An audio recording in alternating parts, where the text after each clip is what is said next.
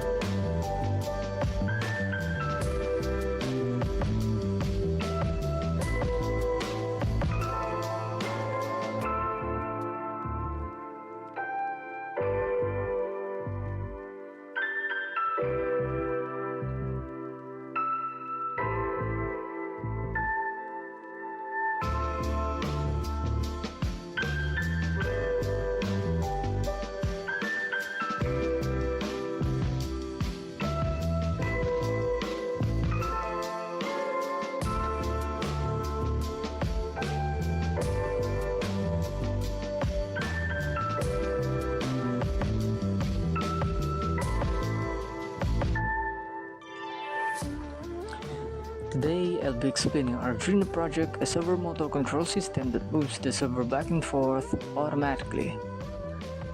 Let's start with the first line, include servo.h. This includes the servo library, which contains all the functions we need to control a servo motor. Next, we have a servo part. This creates a servo object named servo part, which we will use to send commands to the servo motor. Then we have int pos equals 0. This creates a variable called pos that we will store the angle position of the servo motor. Now we move to the setup function, void setup. This part runs only once when the Arduino starts. Inside setup, we have servo part that attach 9. This connects the servo object to digital pin 9, which is where our servo motor is physically connected. And we close the setup with closing curly bracket. Next, the loop function, void loop. This is the part of the code that runs continuously. Inside the loop, we first have a for loop. For pos equals to 0, pos less than 180, pos plus plus. This starts the servo at position 0 degrees and increases the angle 1 degree at a time until it reaches 179 degrees. This makes the servo back counterclockwise. Inside the loop, we use servo part that write pos. This sends the current angle value to the servo motor, telling it to move to that position. Then we have delay 15. This pauses the program for 15 milliseconds before moving to the next angle, giving the servo time to move smoothly. After that, we have another for loop. For pos equals 180, pos greater than or equal to 1, pos minus minus. This starts the servo at 180 degrees and decreases the angle 1 degree at a time until it reaches 1 degree. This makes the servo turn clockwise. Inside this loop, we again use servo part that write pos. To move the servo to the current angle followed by delay 15 to keep the movement smooth. So in summary, the first for loop moves the server from 0 degrees to 180 degrees, and the second for loop moves it back from 180 degrees to 0 degrees. This creates a continuous back and forth sweeping motion.